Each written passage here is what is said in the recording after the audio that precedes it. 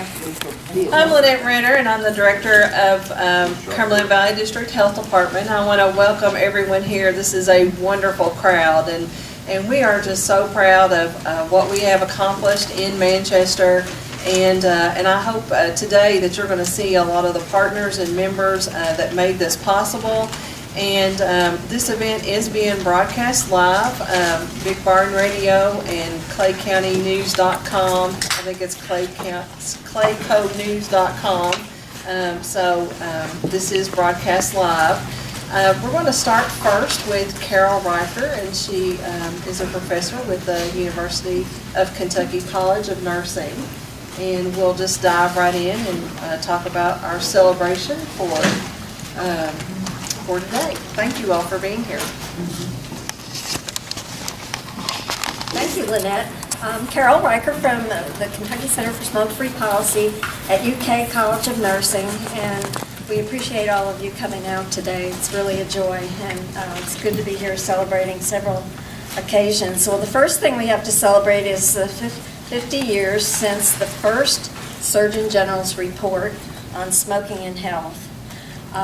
And I'd like to ask you all to think, what were you doing, or what were your parents doing, or what were maybe your grandparents doing in 1964? I think 64, yeah. So I was in my first year of nursing school. And my story graduate 8th grade is that I grew up in a home, as most of us did in those days, where there was smoking in the home. When this report came out, my mom was able to quit, my dad was not. My dad eventually went on at a very healthy 75 to die of a lung cancer that was hidden behind his sternum, where you can't pick it up on an x-ray. And Mindy's going to talk about hope for lung cancer when she gives her talk. So as I said, he was very healthy, and it was kind of a tragedy, but okay. So then my husband picked up smoking and got addicted sitting on carriers, aircraft carriers off the coast of Vietnam. And so we had smoking in our home as well. So we'll fast forward to our son Jimmy, who is 34, almost 35 now, and he is still trying to stop smoking. My husband's on Chantix for a relapse, so never giving up. And I'm sure that Jimmy will come around someday, but that's what I want to focus on, is the next generation here for just a minute, because how he picked it up, one of the ways was the kids he worked with at fast food. And in Lexington in 97, 96, 97, they just smoked right in the fast food restaurants, most of them. So he picked it up, and he's had a heck of a time getting off it. Well, not for lack of trying. He was trying already to quit when he was a senior in high school. So I commend Manchester, Somerset, and the other neighboring communities there with the blue dots on that map for making a better environment than Lexington was back in those days when my son picked up smoking so easy. Just think it's very important that you've done what you've done. So 50 years have gone by since the first Surgeon General's report, and overall, the whole country, 20 million Americans have died of smoking-related illness since then.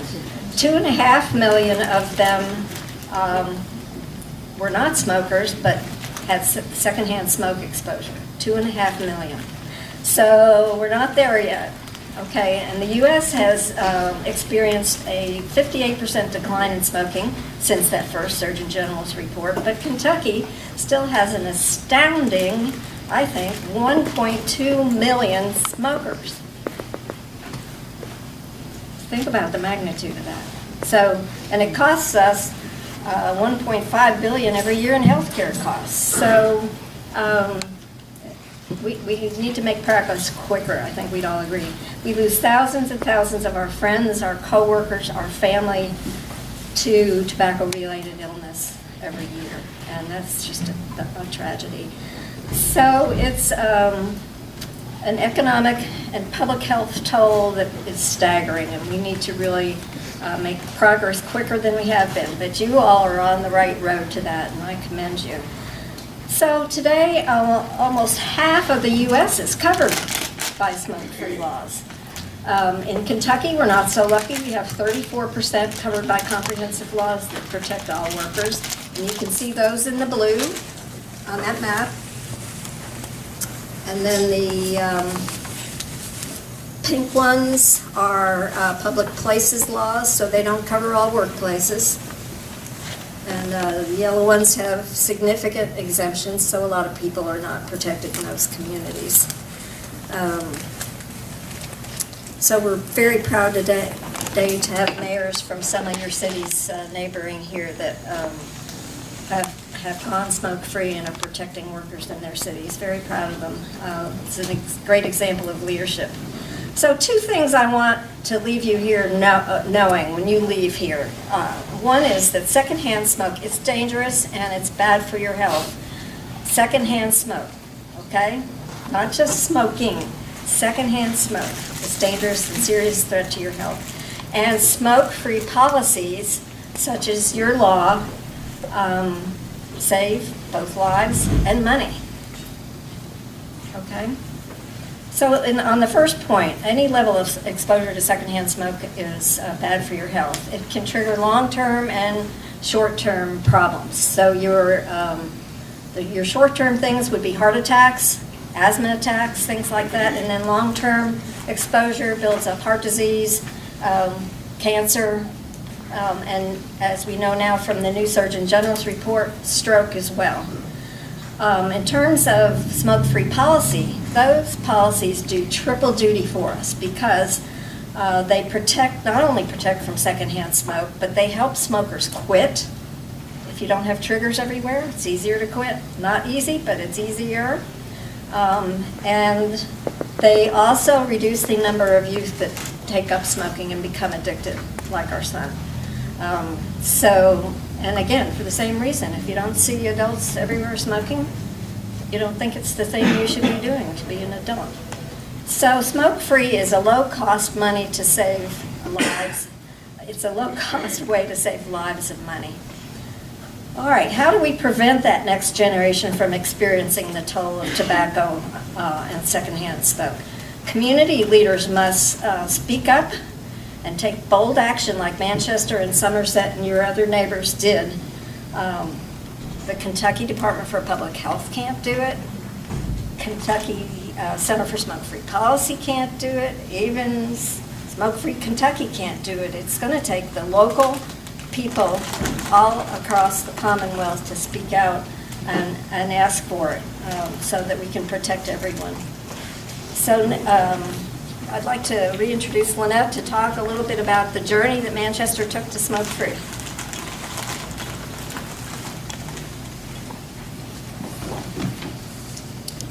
I'd like to thank Mayor Saylor for sponsoring this event, and I just see so many partners that are here today that this journey to smoke-free could not have happened. The health department worked several years, doing groundwork where we felt, there was such an impact with chronic disease and how many lives that smoking touched. But within ourselves, we can only accomplish so much. I would like to recognize we have several board members here from our Board of Health, and Dr. Ross, Mr. Scott Madden is here with us from our local county boards, and I know Manchester Memorial is represented here.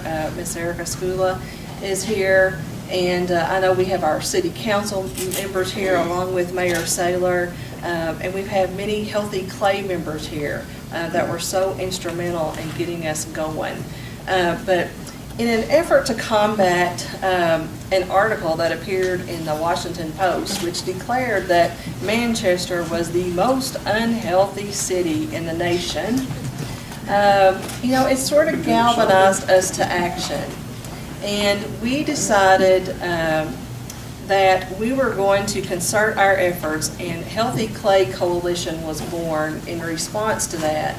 And the health department was able to convene partners, interested citizens, agencies, and organizations that all shared the same vision that we wanted to improve the health of our communities. So with that, the health department, we continued our work to do the groundwork, and when I say that, what we did, we surveyed businesses. We wanted to see how many businesses had tobacco-free policies already in place. We wanted to assess what our environments were. We also partnered with the UK College School of Nursing, and we provided some air quality testing. And we went into 10 different venues in Clay County that allowed smoking in their buildings.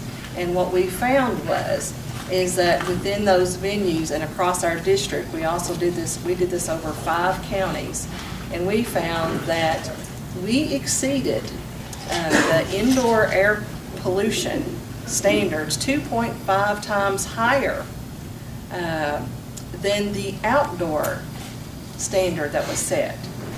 So we just felt that was so very, very significant.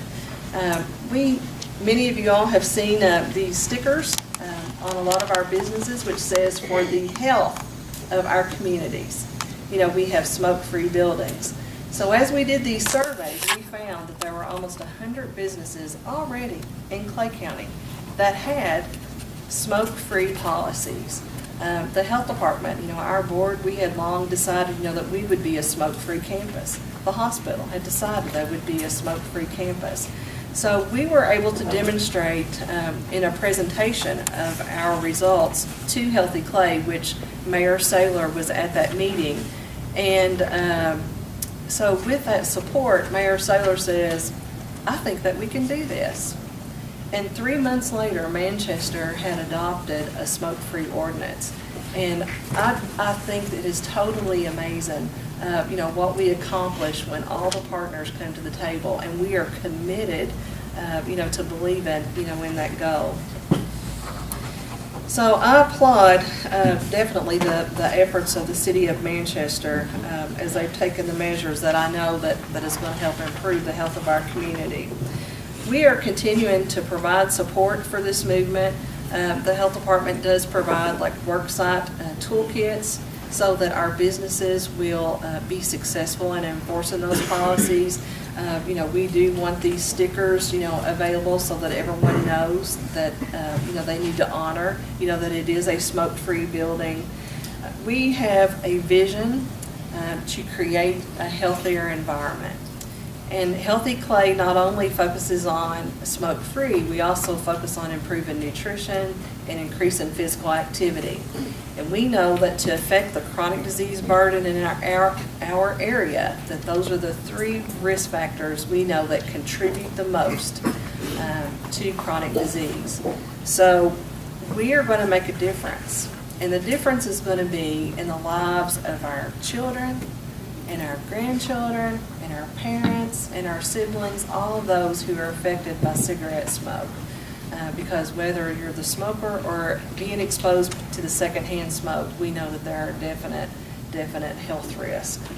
So why not have a healthier environment where we live and work and play so that each person in our community has the opportunity to be able to make a healthy choice and to be able to breathe smoke-free air.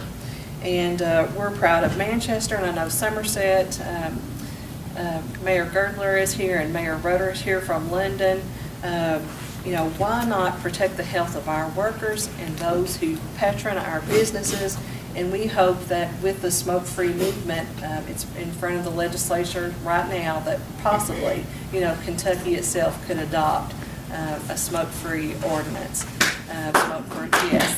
So we hope that Manchester and London and Somerset, those communities that are represented today, that we have been the leaders in that, and that all Kentuckians have those rights as well. So with that, I'm going to turn this back over. Carol was going to make a few comments about Manchester being a leader and a role model for the state. And then we'll have Mr. Mayor George Saylor. I just hope that every community in Kentucky can repeat some of the steps that you all took in terms of the leadership and the role model that you've set. You've set the bar high in the communities that are smoke-free, and we really think you've taken bold, positive steps that we hope people will replicate all over the Commonwealth. Because if Kentucky, if the General Assembly would approve a comprehensive statewide smoke-free workplace law, we could reduce smoking by as much as 32% in Kentucky, and that would be awesome. So I challenge all of you to spread your leadership around. And I'd like to introduce Mayor Saylor to honor the other mayors in the other communities.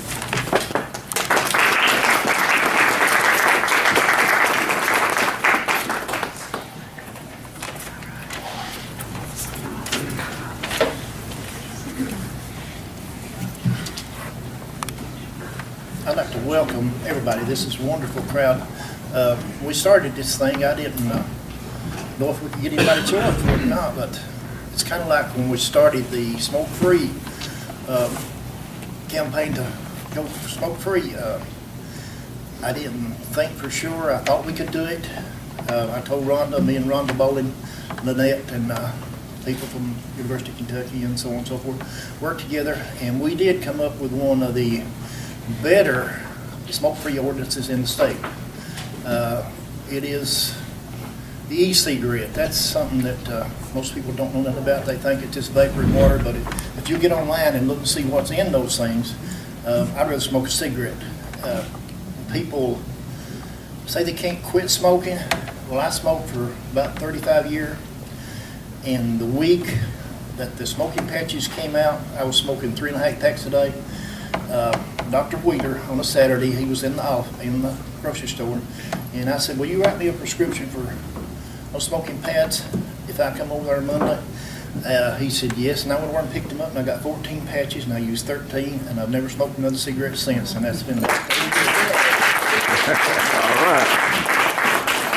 That was, it was hard, and it's hard today sometimes. I get to want a cigarette. I mean, it's... I've never been on drugs, but I kind of feel for these people that get on drugs just from being on cigarettes. But since we've had the no smoking ordinance, it's actually become, in the beginning, people talked a whole lot about it. In fact, we had somebody works over there in the administration building, came in, the water office up there one day, and she is very bad against it. And we said, well, it's something that needs to be done. She said, yeah, but this is Manchester. Like, we shouldn't do it because we're in Manchester. that was so funny. And when after we got the ordinance worked out, I guess the people that helped me work it, I guess we was, I don't know, it took forever, backwards and forwards. I'd do it and send it to them, and then they'd kind of see what they thought about it, and then send it back to me. But anyway, we ended up with a thing, brought it before the council, and some of the council members was for it, and some was against it. It was we got 8 council members, and the vote was 4-4. So I broke the tie, and we got the mayor from Somerset here. I'm glad to have him. Mr. Girdler and Mr. Rudder from London. We're glad to have you over here. And you're welcome to say a speech if you want to.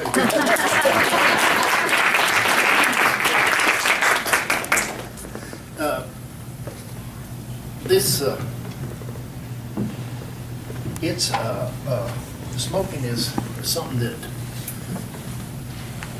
everybody, I mean, my wife still smokes, and she's strangled me to death, but she still smokes sometimes in the house.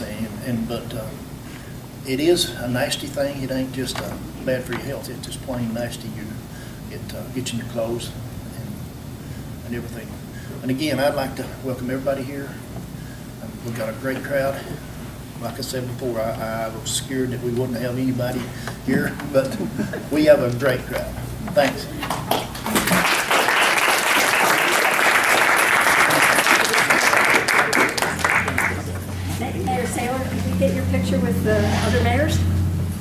It'll be good. Where you gonna go? From the podium. From the podium?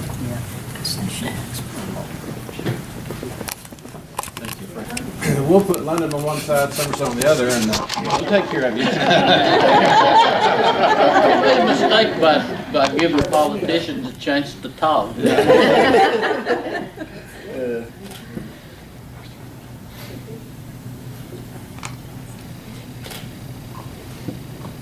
But it, George, turn the heat up. excited to go. We're frozen to death. The mayor of London, I'm mad at him. I told him we had a long discussion about here, was about to go through that window. He got Cheddar's and we didn't. I think that's terrible. Danville's got a Cheddar's, and why do they need one over in London? They got plenty of restaurants along 75, And so we are proud of London and proud of Manchester, and I'll save my comments till after our gracious mayor from London talks. He's kind of in the upper echelon right now, I haven't beat him in something. We said that we worked on Cheddar's for about 30 years. We had a good friend to the owners of Cheddar's, Mr. Greer from Lexington, that just happens to be one of our bankers in town. So we've been working on that deal for 30 years to get it personal friends. I think they played football together, and so we've been working on it for a long time. Thank you for the invitation. We are proud of any city that will step forward and stop smoking in their city. We started, but I think we're coming up on our 5th year now, and it was there was a lot of talk, a lot of people yelling about it, and just like you're going to hear the state legislature, we're kind of disappointed that they won't take the step. They're still worried about voters' rights. Well, it's our right that we're talking about here. Let's look at the numbers. If this is a democracy, look at the number of people who smoke compared to the number of people who don't. And the majority wins. Right now, it's a non-issue, isn't it? It's a non-issue. Nobody ever says anything about it. You've got the people, that will stand up and say, it was my right to smoke, but you're going to make them mad. Big deal. There's about 20 others around them you're going to make them really happy. All of our council people and the mayor was reelected the next year. It's not that big a deal. I'm a former smoker. I started in high school because it was cool. I went on through college because I was stupid. I got married, but married a lady who was actually allergic to it, so I had to sneak and smoke. Well, I finally got rid of that habit. She left and took the need for smoking with her, so.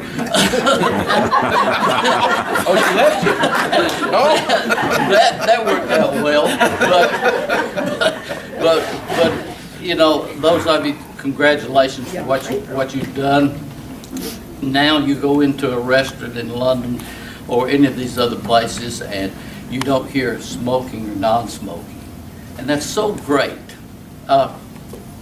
If they want to put that it's a right to smoke, throw it back, it's my right to not have to smell it because this is a democracy.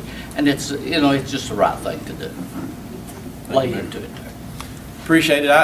Thank you, Mayor, and thank the City of Manchester and the great people in Manchester for having us over. We love this area. I think we have tremendous potential. Why not Manchester?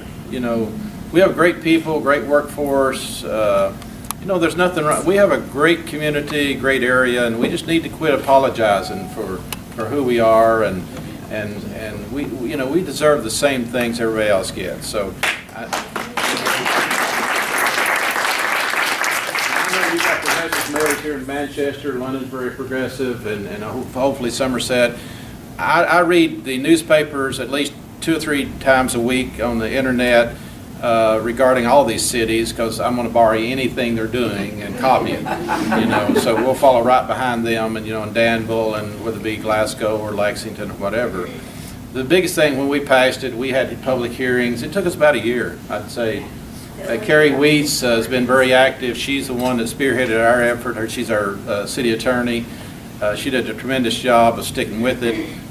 We knew it was the right thing to do, but convincing that we have 12 persons on our council. And convincing 12-person committee of anything is very, very difficult. But, you know, since we passed that, we've not had any complaints. It's been remarkable. It's just like the issue, once we passed it, everybody accepted they love it. Even the smokers love it because they have children, grandchildren, asthma type. We have a lot of asthma in the area, you know, and or allergies. You go in now, where you go into Cracker Barrel, you're smoking or non-smoking. Well, you know, that's gone. We love that. So I can honestly say, as a politician and as a leader of our community, that's one of the best things we ever did. And I thank Carrie Weiss for all that she's done and spearheaded that. Thank you a lot, Carrie, because she stuck with it. I would have probably folded, but she didn't. Once we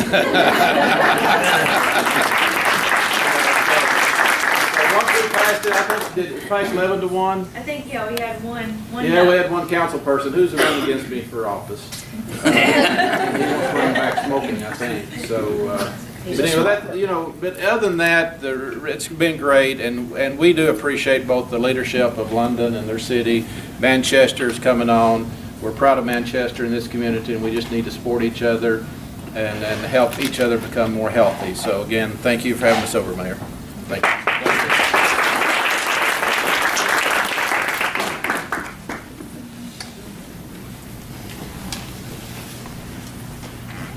Since we partnered with UK, I definitely wanted Ms. Hillary Brotzett to share a little bit about our air quality test. And across the state, I mean, it has been this method that has demonstrated so clearly our need to adopt these very policies. Thank you, Linda. Hello, I'm Hillary Brotzett, and I'm with the University of Kentucky College of Nursing, Kentucky Center for Smoke-Free Policy, and I am really happy to be here today. This is a great crowd, and you all should be very proud of what you've accomplished. The purpose of this study was to assess indoor air quality in 5 Kentucky counties, which were Bell, Clay, Harlan, Jackson, and Rockcastle.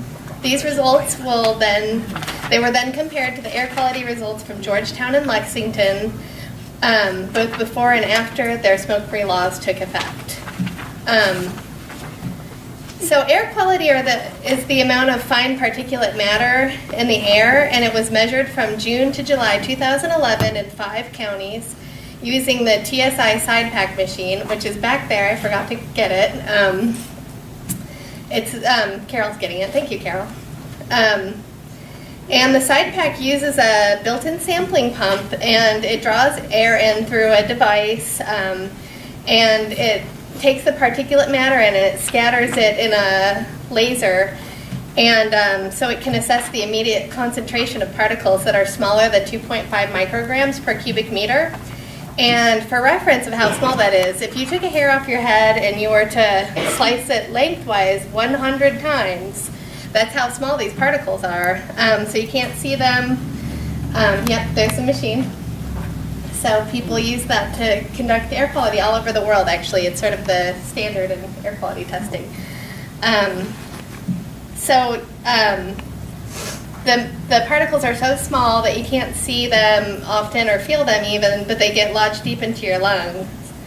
And that causes damage, not just for your lungs, but it also travels throughout your body and it damages your blood vessel linings and your DNA. So secondhand smoke is a cause of heart attacks, asthma attacks, stroke, and cancer. And there is no safe level of secondhand smoke. I trained researchers from the Cumberland Valley Health District, and they visited workplaces between June and July of 2011. So this figure up here on the PowerPoint slide, that shows the level of indoor air pollution measured in the 5 Kentucky counties averaged, which had a PM 2.5 of 86 micrograms per cubic meter. That's 2.5 times higher than the National Ambient Air Quality Standard. That's for outdoor air. We do not have an indoor air standard. The goal there is to be as close to zero as possible. The level was approximately 4.3 times higher than Georgetown's air quality after implementing their comprehensive smoke-free law that covered all enclosed public places, and 4.8 times higher than Lexington's average PM 2.5 in a sample of workplaces after their law took effect. So after Lexington's comprehensive law went into effect, air pollution decreased by 91%, and in Georgetown, the comprehensive law had made the air pollution decrease by 77%. So the average, if you can go to the next slide, the average PM 2.5 levels in the 5 counties ranged from 43 to 147 micrograms per cubic meter. So as you can see, air pollution in all 5 of those counties exceeded the national ambient air quality standard for outdoor air. These findings demonstrate that workers and patrons are exposed to extremely high levels of dangerous air pollution from secondhand smoke when they're not being protected by a comprehensive smoke-free law. We know that smoke-free laws around Kentucky have improved air quality in public venues and provided safer and healthier work and communal environments for Kentuckians who live in the communities and that have the comprehensive smoke-free laws. The results presented to you today indicate that workers and patrons are still being exposed to deadly health effects of secondhand smoke when they're not protected by comprehensive smoke-free laws. Research consistently shows that implementation of comprehensive smoke-free laws immediately reduces air pollution, helping workers and patrons to breathe cleaner and healthier air. Everyone deserves to breathe clean air. Thank you, guys.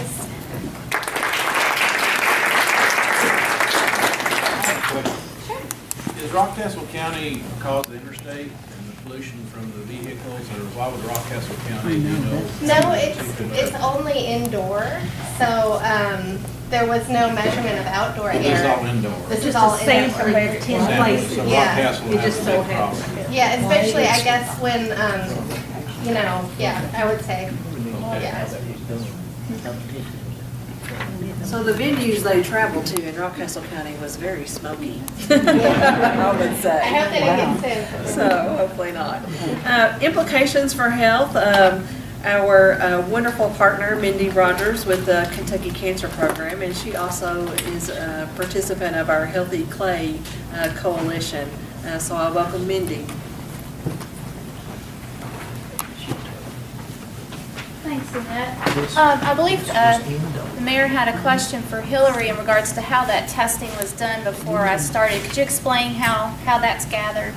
Yeah, basically researchers go into a venue where people are smoking and they have to be in there for 45 minutes and they test, they count how many burning cigarettes they see and how many people they see every 10 minutes, and then we take an average of everything, including the volume, space of the room, and how many burning cigarettes, how many people, and that's how we come up with the.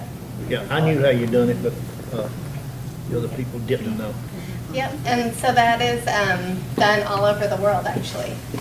And they go in very unobtrusive, you know, if it's a restaurant, and they get something to drink, sit, you know, relax, whatever. So, I mean, it was not, I'm here doing a test.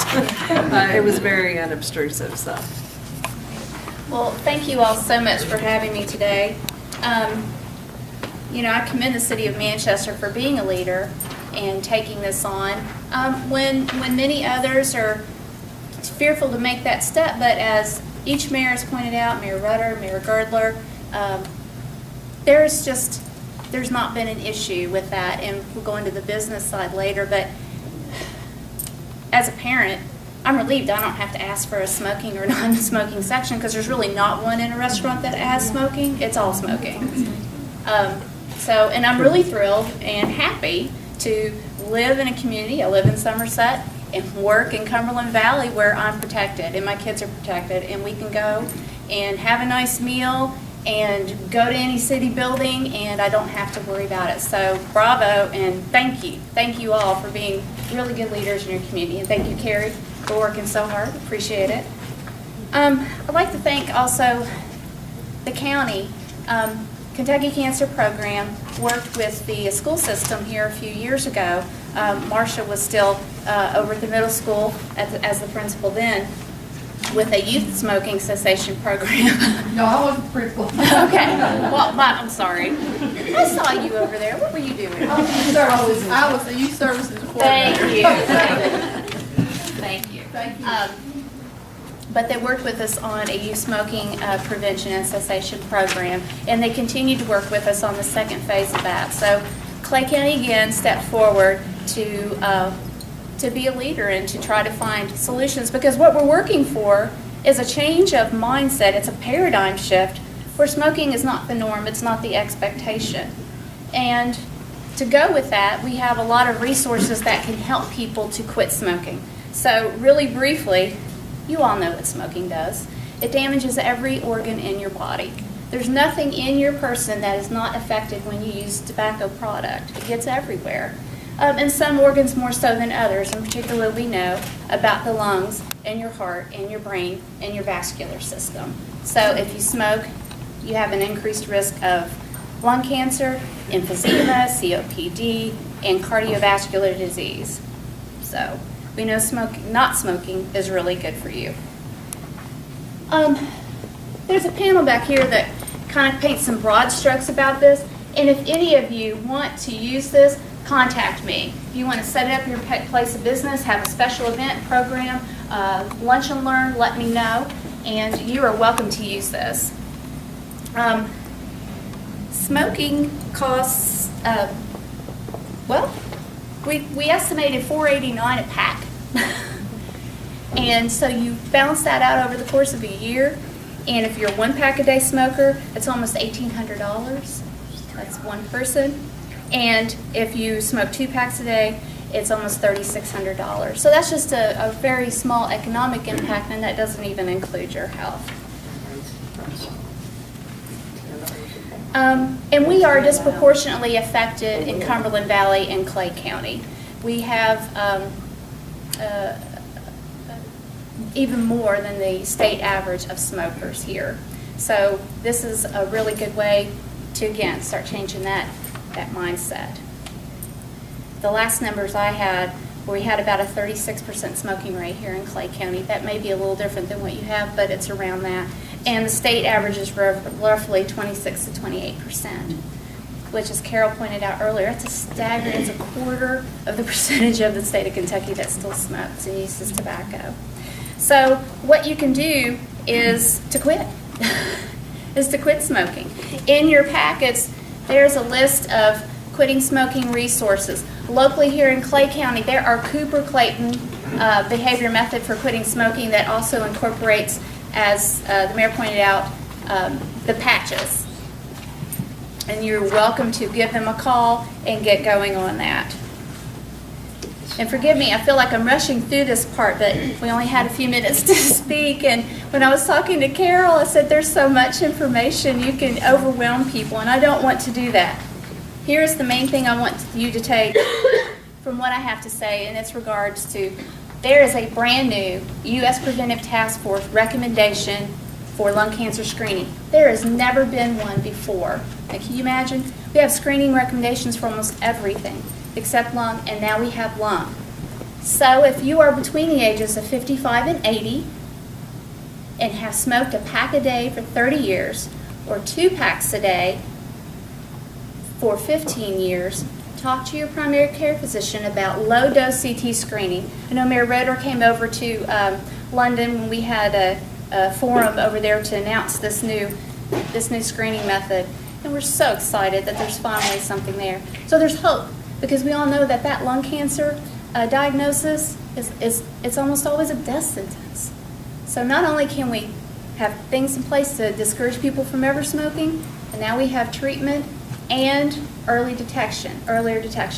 There is low-dose screening here at Manchester Memorial Hospital, and you can call their imaging department, and I have the number, 598-1013. And if you want to call them and get more information, and I'm sure they'll help you out. And again, all of this is in your packets. So if you have a question for me, I feel like I breezed through, but great, thank you.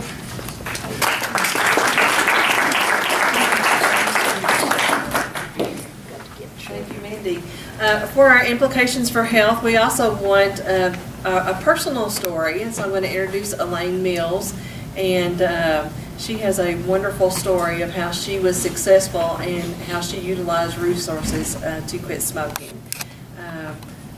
Elaine says she's going to kill me because I asked her to speak. So you might have to help walk me out of here. Hi, I'm Elaine Mills. I've been at the health department for 26 years, and I also work Clay County EMS. When I actually got my EMT license, I decided I was going to stop smoking all at the same time. So November the 13th, 2010, I smoked my last cigarette. And I did the Cooper Clayton patches. So they really work, but you got to put willpower in there. Because like George said, you always have this craving that you want it. It's just like anything else. And if you see somebody smoking, I'm like, gosh, that really looks good. But you just got to have willpower to say no and keep going. And I feel better, and food tastes better. I mean, it's amazing, really, what you missed. And I've probably smoked a pack of cigarettes for 40 years every day. So anybody can do it if you've got the willpower to go with it. Now, can I say something? I quit smoking, but I was hypnotized. I never wanted a cigarette. I can't even stand cigarettes around me. I can't stand the smell of them. They make me sick. I get headaches. I have real nausea if anybody's smoking close to me, which I have 2 kids smoke, but they don't come nowhere near me. I was hypnotized. My husband and I both was hypnotized, but I waited 3 months before I tried it because I'm going to see if he quits, because this man was smoking 3 packs of cigarettes a day. And then after 3 months, I seen he did it, so I said, okay, I'm going to do it. And we went to Louisville, and I've never smoked a cigarette since. That's been 22 years ago. There's also a track record for acupuncture. Will be of some assistance. Of course, we don't have a lot of acupuncturist physicians here in town or in the immediate area, but you might know someone, might have children in another community, Indianapolis, Lexington, Louisville. They could be of some assistance. Will that work for diet? It does. It's amazing. I'll get that. I need a name. Well, you just have to watch everything you eat because gaining weight comes I with did it. 30 pounds. Because you really cannot stay get rid of hungry. it. Yeah. So you gotta watch your diet because you're gonna get fat if you quit smoking. You gotta do that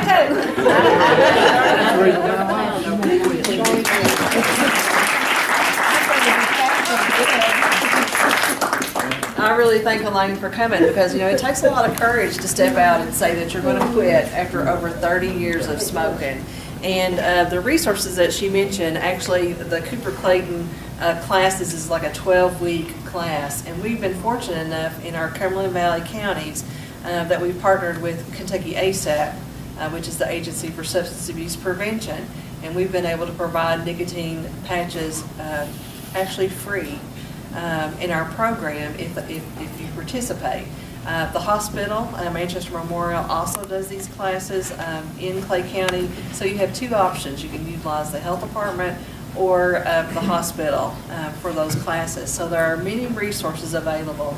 And the implications for health, for Elaine and all others that have quit smoking, are so great.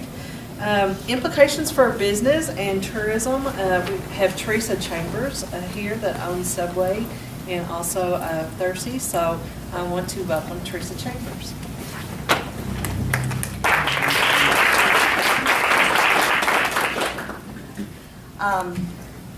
Congratulations to Manchester. Until I saw that map of the blue spots on there, Manchester is not exactly known as the most progressive place in the world. And by golly, I looked at that map and I thought, wow, this is wonderful that Manchester is kind of leading the way. So congratulations to you. That's great, great. I am a Clay County native, but most people don't realize that. They say, that's the lady from California. But I did move back here in 2001 from California to be with my family, and my husband and I bought Subway. And I've been a business owner here ever since in different areas, but always Subway. Moving from California, restaurants and businesses in California had been smoke-free since 1995.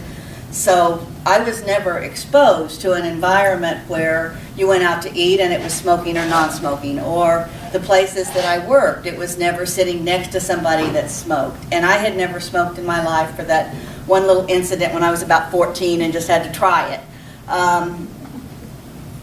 So it was an easy choice to make Subway smoke-free.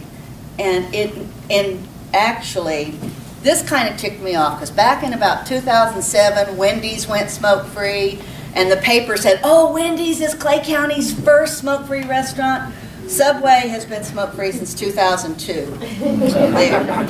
And it was not a difficult decision. I did not even think about what it was going to do to my sales, because I knew that I didn't want to work in a smoky environment. I didn't want my employees to work in it.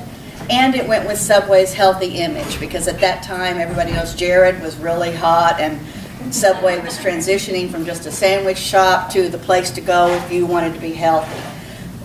So it was a business decision and a health decision, but it was a wise one. I can't say specifically that I credit us being non-smoking with what happened to my sales, but sales that year did go up 15%, and they have gone up every year since 2002.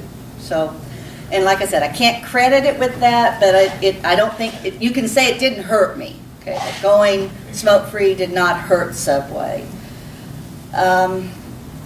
Employee turnover in the fast food restaurant business is about 300% a year. My turnover at that Subway is 25%.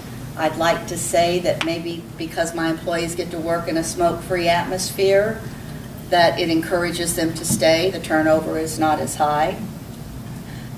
2009, I opened Starwood Mountain right next to Subway, which now is Thursey's. That restaurant was also smoke-free. Was not even didn't even cross my mind to think, oh, am I smoke-free or not? It was just, we just were. Not a customer said a word. Business owners are concerned about, oh, what's the customer going to think? They're coming to expect that restaurants are smoke-free. So you're not going to offend anybody by being a smoke-free business place or a restaurant.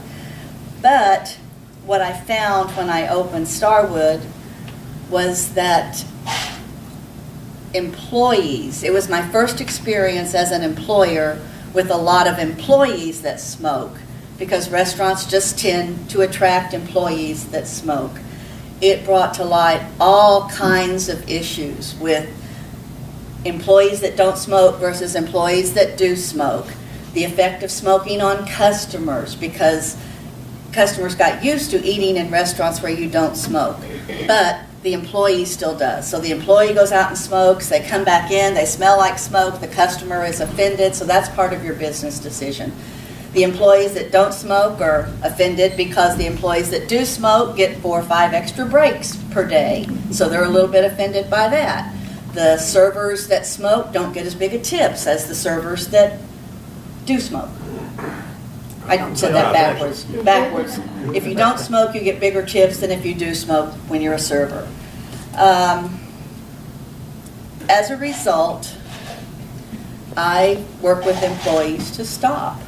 They call it nagging. I call it, smoking is bad for you, and I will even help them stop smoking. If they're serious about it, I'll pay for patches, because my employees are the most valuable asset that I have. They just are. And there's lots of business owners in here, I know. Without your employees, it doesn't matter how good your food is, it doesn't matter how good the atmosphere is, or how fast the service is. If you don't have anybody to do the work that a business needs done, then you're just not going to succeed. So be concerned about their health. So I talk to them about their health and what smoking does for their health, but I also talk to them about what smoking does to them financially. And I am not going to quote the statistic because I cannot remember it exactly. But it's that people that smoke, by the time they reach a certain age, and I think it was like 40, that people that smoke are not going to be as wealthy as people that do smoke.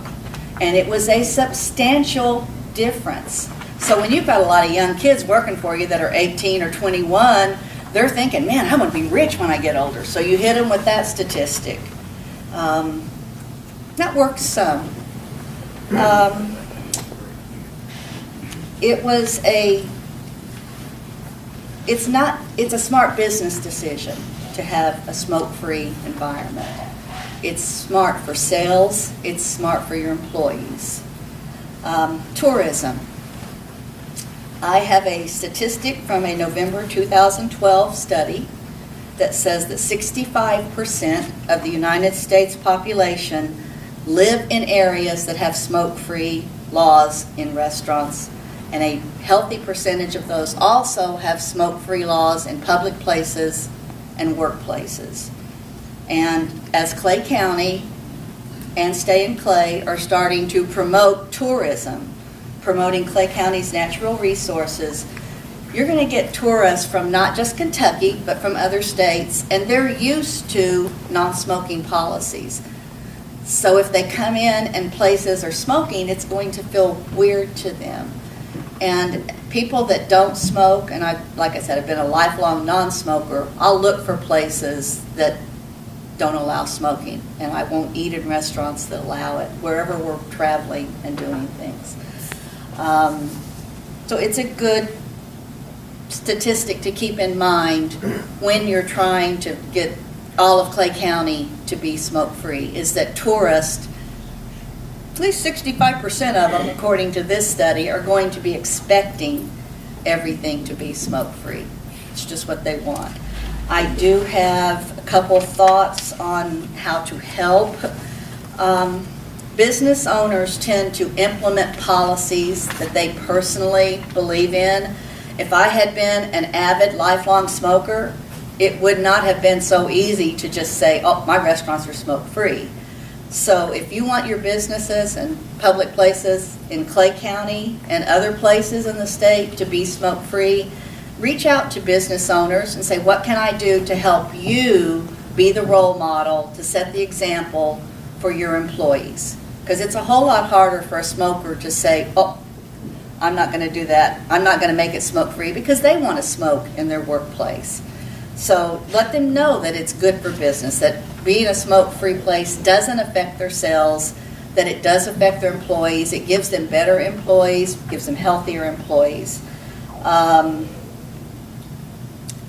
Give them the statistics to show that it won't hurt their business.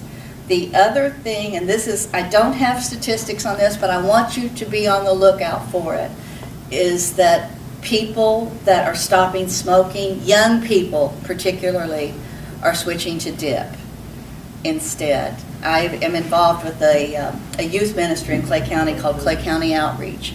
I'm finding that kids as early as 12 and 13 years old are saying, yeah, I don't smoke, but they have dip in their mouth. And they don't realize yet that it is just as addictive and just as dangerous. It doesn't affect the people around them, but it affects them. So if you work with a lot of young people in your business, keep that in mind too, that just don't tell them to quit smoking, tell them not to use dip. Okay? That's what I have to say about business and tourism. Thank you.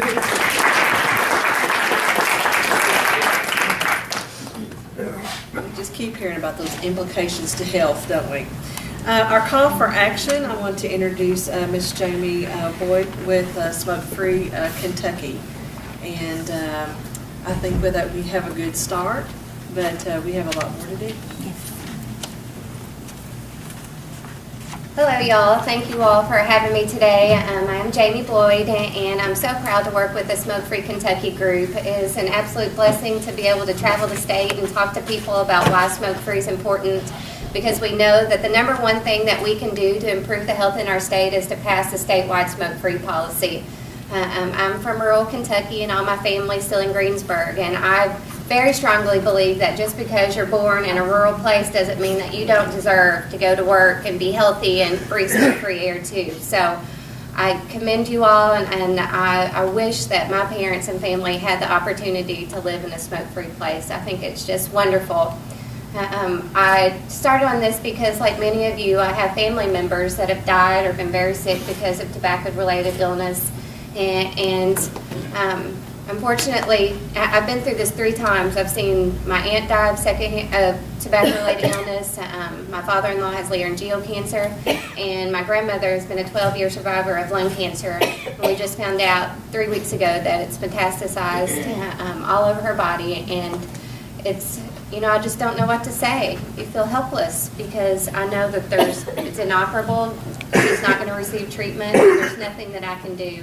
And I've watched, other family members die of lung cancer.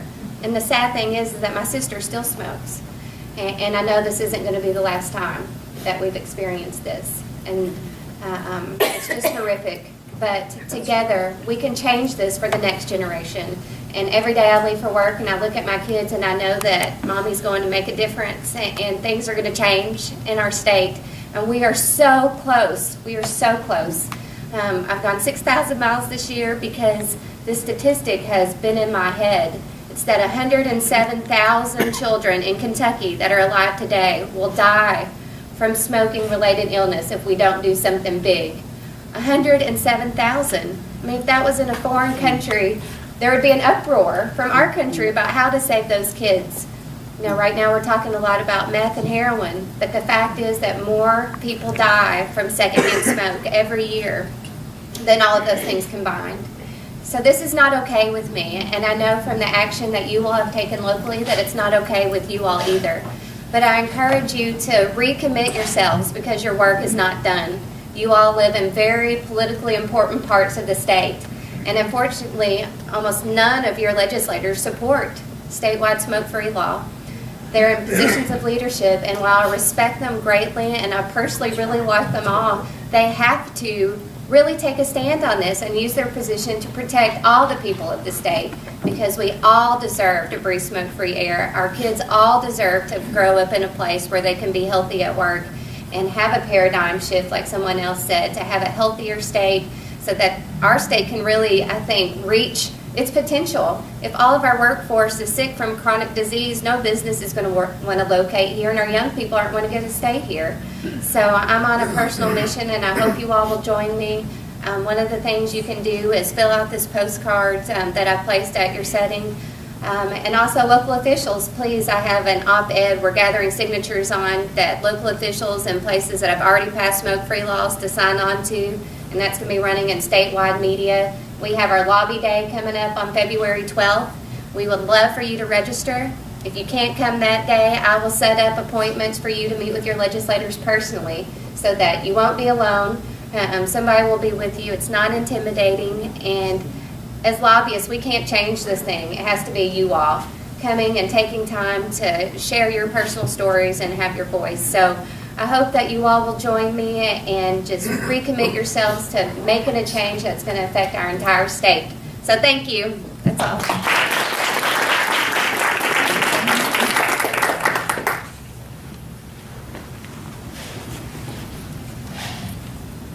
We're at the end. Mayor Saylor and I both want to thank everyone for coming, and again, I just would like to see another round of applause. Not just for every face that I see out there. I see the roles and stuff that you have played in making this happen, and I'm just so very, very thankful.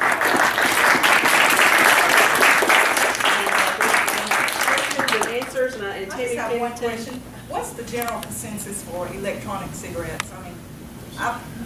When they first came out, I learned, or I thought, that they were the answer, the magic answer.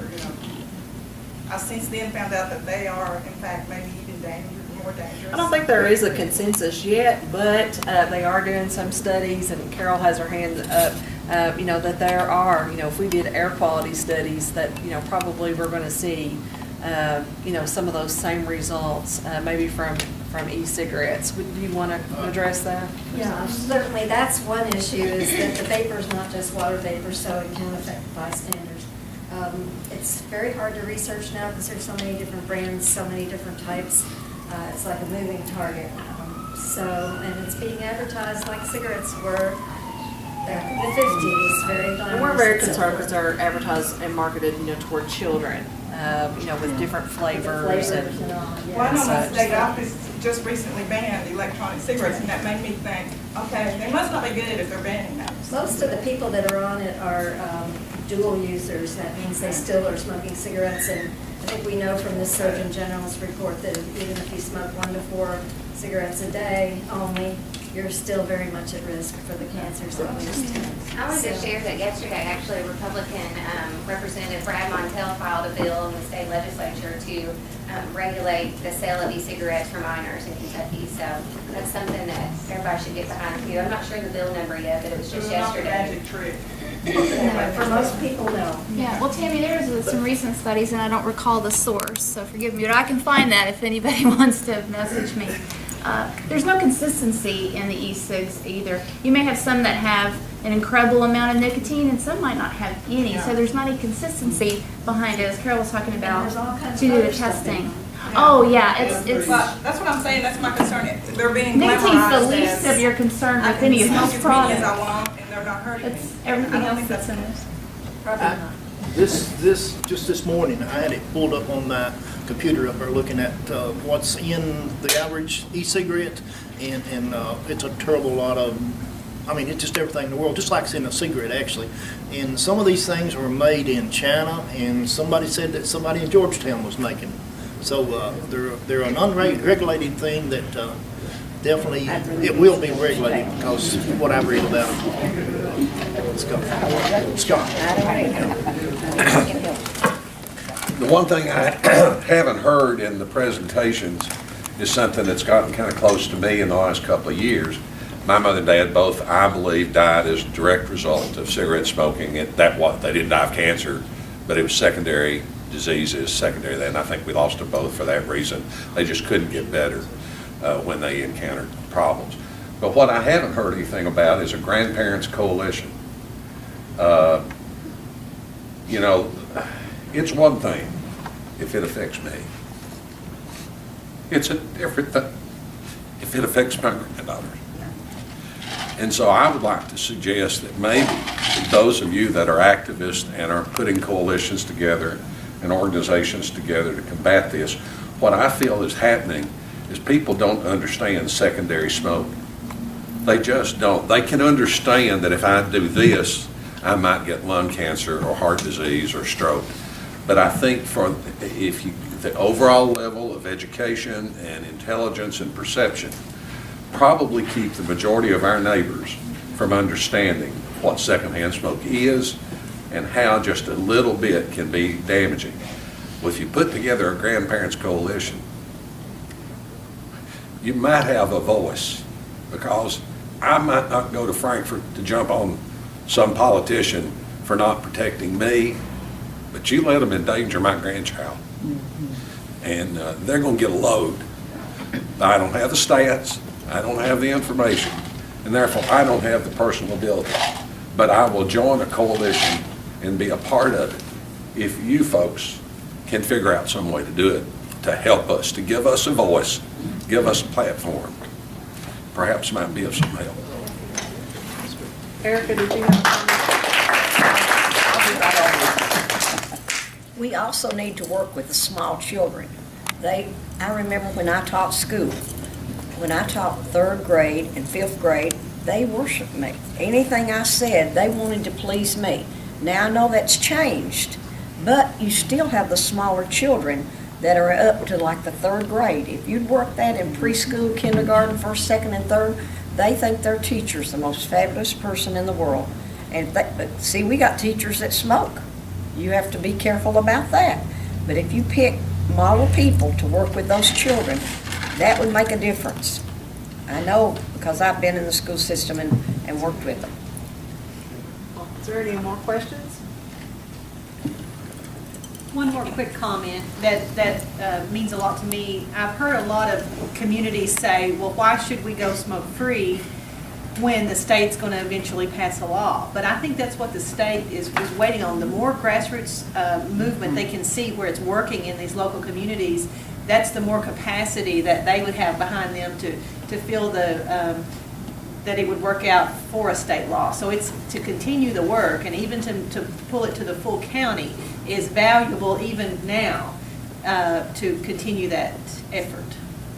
We often think of advocacy as something that is very threatening, but it's sharing our personal stories and how it's affected us, how it's affected our families, and why it's so important.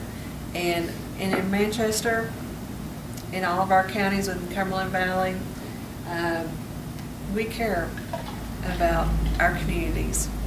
We care about the health of our communities.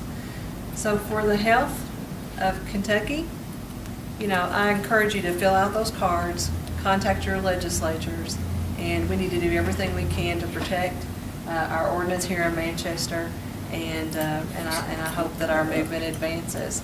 I want to thank everyone for coming, and Yeah, I want to thank everyone too, the Somerset and London. We're glad to have him, and hope he's come back very soon. thank you. I think this has been a very good, informative meeting. I've learned a little bit, and of course, I've looked at this inside and out in every way for the last 2 years, or 3 years actually, and know most of the stuff that they've talked about, and that's the reason we got it passed to start with. Thank you.